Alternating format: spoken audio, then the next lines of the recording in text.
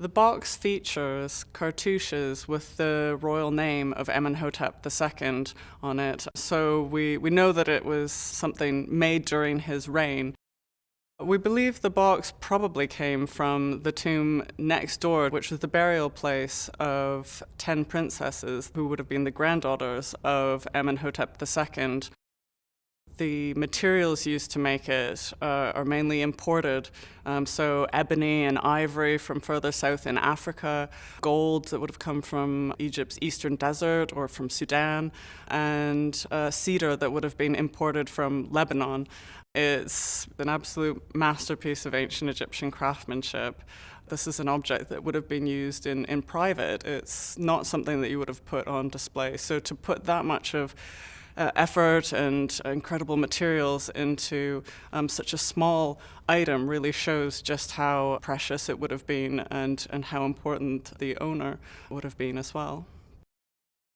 Early pictures of the box from 1895 show it in pretty poor condition, and the box we think was restored somewhere between 1946 and 1950.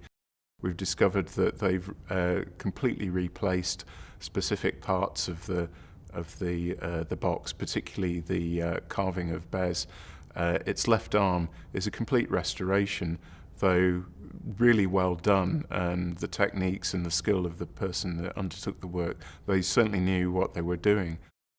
It would have been a very sort of personal domestic object, which is why we see the figure of Bess on it, who was a protector of the household and especially of women and children, so appropriate for princesses. We've managed to acquire new fragments, which is really exciting because they reveal new elements of the design which hadn't been preserved on the boxes we had in our collection. It brings to light that obviously the interpretation of the 1950s restoration is not quite right, or as it should be.